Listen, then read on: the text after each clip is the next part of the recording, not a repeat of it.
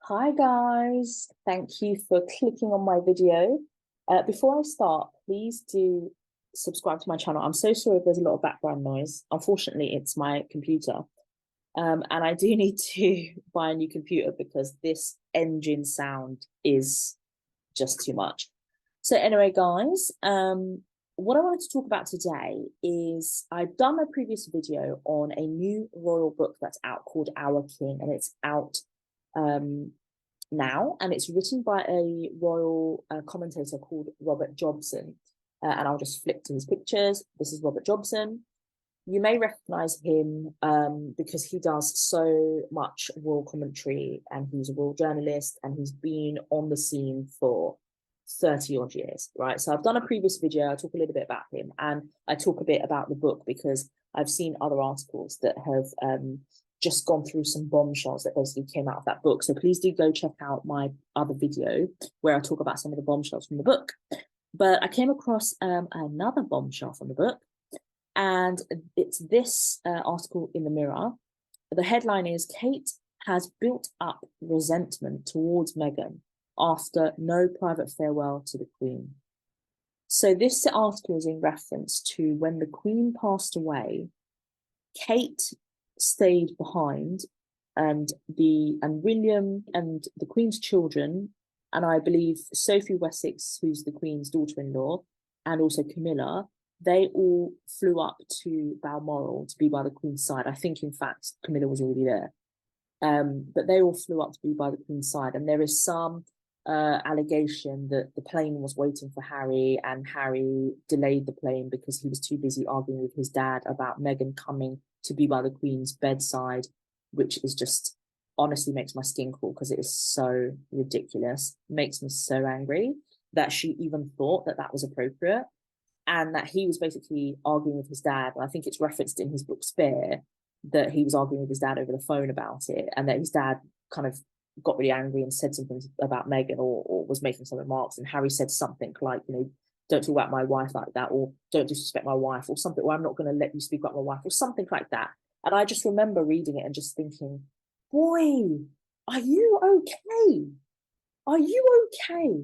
Because you're speaking to your dad who's just lost his mum, who lost his dad about a year ago, who is having to deal with you and your nonsense, having to deal with your wife and your nonsense, and all the media nonsense that goes on about you guys, having been called a racist, and him having to deal with, you know, all the steps that he's got to take and think about strategically when dealing with you two, because otherwise the royal family just collapse and being called all kinds of things, sexist, misogynist, racist, whatever. And so he has to be so careful. And then at the same time, he's just become king.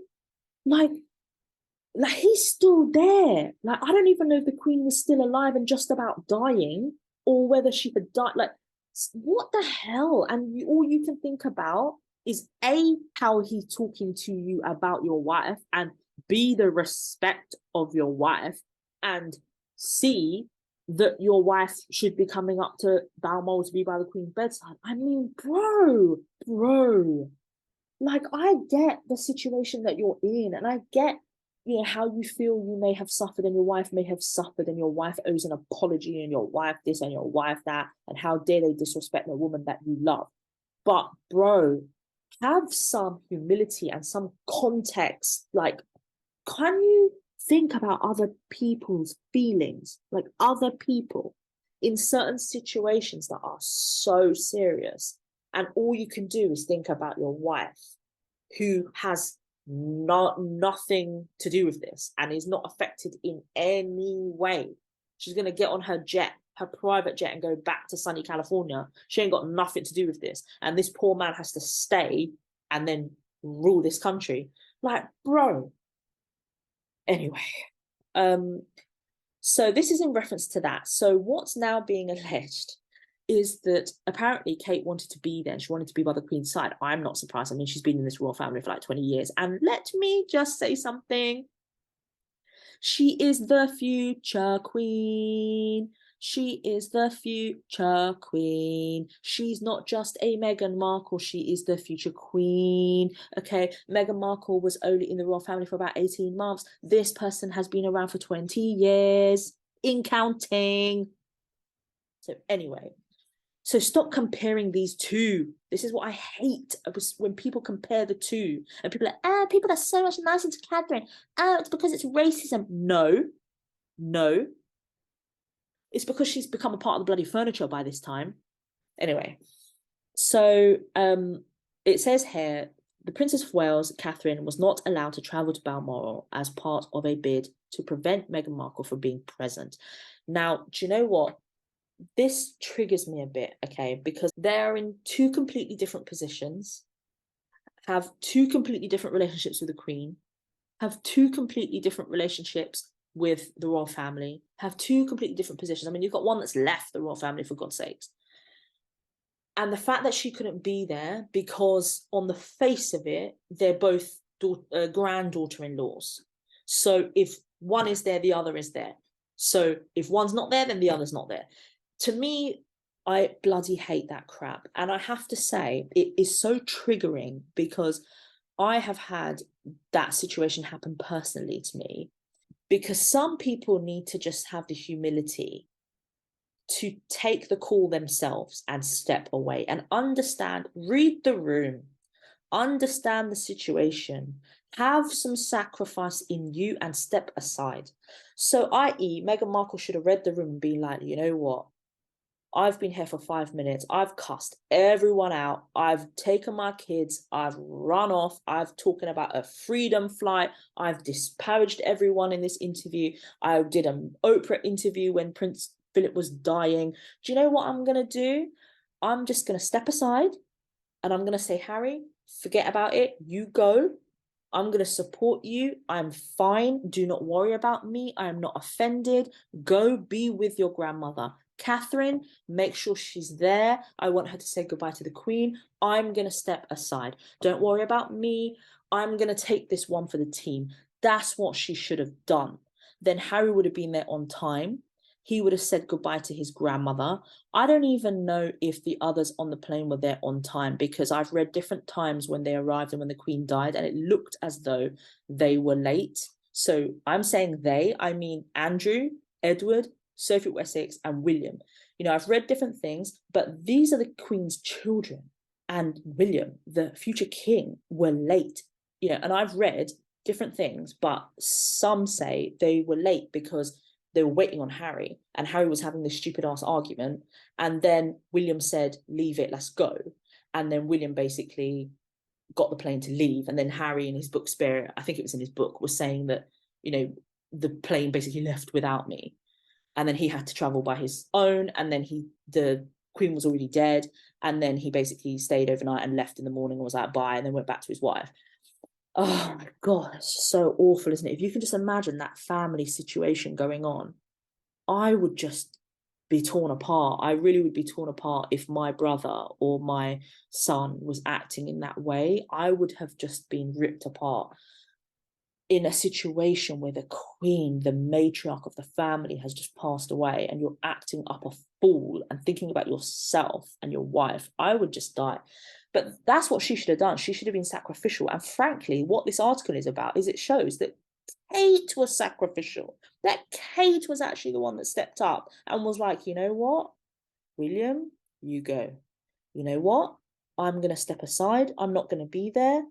And so that Meghan doesn't have to be there, so that they can't say, well, Kate was there and not Meghan, and it's racist and it's racism and blah, blah, blah, blah, blah. So she took one for the team, and Meghan should have been the one to take one for the team. There are so many situations where I think that Meghan just needs to step up and be like, you know what, it's all right, no, and step back. Like, for example, if she has done so for the coronation, Harry's attending by himself. And if it's true that she's, you know, stepped up and be like, you know what, Harry, you go, I'm going to stay back, do your thing, then cool, good for you, and I applaud that. But if it's all this other rubbish that people are saying, Like, oh, she's fearful of attending because she's going to get booed. Oh, she wants to stay where she is because she's preserving her brand and she's about to get an award and she's doing her book and her podcast and she's been advised by her PR company not to be there because it's too bad for her brand and, you know, all this rubbish. Then that's a shame. But, you know, if it is that she has stood up and be like, you know what, I'm gonna take one for the team. Harry, you go, I'm gonna stay back, leave it. Then good for her, but that's what she should have done then. And there are many situations where she should have done that and she just didn't. So anyway, it says here, the Princess of Wales had to reluctantly stay in England as royal members rushed to the Queen's deathbed so Meghan wouldn't come, it is claimed. I mean, do you know what? I believe this. Obviously, we don't know if it's true. I don't know this family, but I believe this only because I've been in a very similar situation. So new details have emerged over the late Queen's death in September. As it was revealed, Kate had built up resentment after she was obliged to stay back in a bid to prevent Harry and Meghan travelling to Balmoral as a couple. Do you know what? I totally agree that she would have built up resentment. I mean, first of all, she's been described so positively. So actually, she might not have resentment, but I would understand why she would have resentment in this situation. I mean, I don't think I have enough forgiveness in me to get over something like that if I was in her situation. So royal biographer Robert Johnson writes in his latest book, Our King, that Charles had ordered both stay behind as it is not appropriate for wives to attend. Kate was pictured driving to collect children, Prince George and Princess Charlotte, from school on the day it was announced the Queen was bedridden at the family Scottish bolt hole. Okay, so Charles and Camilla had both been present at the time of the Queen's death in the afternoon of the 8th of September alongside Princess Anne and the Queen's doctor. And it says Prince William, Princes Edward and Andrew and Sophie Wessex were also seen arriving at the Scottish estate before later being joined by Harry, but were too late, it later transpired. Okay, so I think what it says here is that all of these people were late. And you know what? I don't know exactly the reason, but I'm guessing it's because of the crap that was going on with Harry and Meghan. And if that is true, that is so disgusting. Like, imagine if you are these guys, okay? If you are Andrew and Edward, that's your mom. That's your mother. Imagine you were late to say goodbye to your mother as she was dying because you were sitting on the aeroplane that was supposed to go, but it wasn't leaving because you were waiting for someone and that person was sitting around arguing. I'm telling you, the anger that I would feel, I don't even know. I don't even know. Like, I don't even think I could get over something like that. I think I would need some baptism in the River Jordan to get over that kind of thing, you know, to have that level of forgiveness for a person like that. And then when he goes and continues to slate your family and the legacy of your grandmother, of your mum, he goes on to do a book, he goes on to do a Netflix series, he goes on to do all these interviews, he goes on. I just wouldn't want to ever see him again and her. I just couldn't deal with it. I honestly couldn't deal with it. And, you know, if it's not true, then cool, I take my words back. But in any situation where that had happened, I couldn't deal with it. Like the fact that my mother died and she didn't see my face. No. Anyway, so Mr. Jobson writes that the future queen, however, had desperately wanted to be at Balmoral due to her close relationship with the monarch. That's the future queen they're talking about is Kate. So Kate desperately wanted to be at Balmoral due to her close relationship with the monarch, which again, I'm not surprised. And the thing is she's put in so much graft and so much work and so much loyalty to the family that you would have thought that she had the right to be there. Harry was insisting Meghan travel with him to Scotland as the Queen's life ebbed away. But the king said it was only for the children and the grandchildren to be with the Queen. Fair enough. According to the biographer, Charles asked Prince William not to bring Kate, as if Catherine doesn't come, Meghan can't either. It's not appropriate for wives to attend. Miss Jobson writes privately he wanted to say Meghan was not welcome, but he couldn't say that. to Harry, so he personally intervened and asked Kate to stay back so that it was fairer on Meghan. Oh man, that paragraph is so triggering. Woo! Kate deliberately stayed away, but she desperately wanted to be there with the Queen in her last moments. That's eaten Kate up and has built up resentment towards Meghan. Not surprised at all. Not surprised at all. And then the article ends there with some other commentary. Oh my god, I am so sorry, but for me this article is so triggering, and it's bringing back I'm in my feelings right now and I need to get out of them because I'm not going to be able to focus for the rest of the day. So what can we say? What can we say out of this? Just to wish everyone healing, right? And poor Kate, man, I don't know. And it's almost like Harry, he just won't see things from other perspectives. You know, it's like he's really emotionally immature. You got to understand, even when people act badly in a situation, you've got to put it into its context and have some understanding. They always talk about empathy, compassion. Where was the empathy and compassion when you were talking to your dad on the phone and your dad blasting off? You know, he was, and you're saying, don't speak about my wife or whatever. You know, get off the phone. Let your dad be with his mum. He's probably had so many cool chairs in his ear.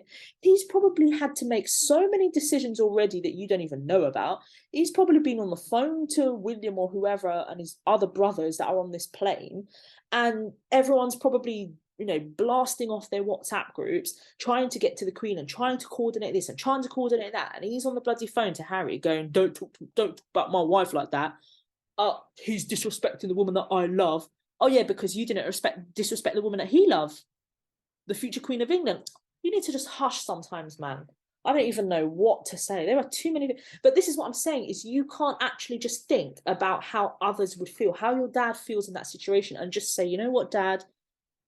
Okay, forget it. You would have heard your dad, and I've heard that he doesn't like confrontation, and he always goes, darling boy, my darling boy. If he's kicking off at the end of the phone, then you've probably got that he's in a certain situation emotionally, and just leave it and say, okay, Dad, you know what? And then either let it go or be like, I'll talk to you another time about it, and talk to him another time. You know, not this bloody time. But yeah, Harry just sounds so emotionally immature. I really don't know how Meghan deals with it. But frankly, he's so mesmerized by her. I mean, she's like Cleopatra in his eyes, that she probably doesn't get the brunt of anything. He probably doesn't think anything's her fault. So anyway, I'm just going to leave it there, guys. I'm so sorry that I just ranted, but this was so triggering for me, and I'm so sorry. But yeah, guys, I hope you enjoyed the video. And if you did, please subscribe to my channel. Please like my videos and join me in my other videos, and go check the other ones out and join me in the future. And take care, guys, and have a great, great week. Bye, guys.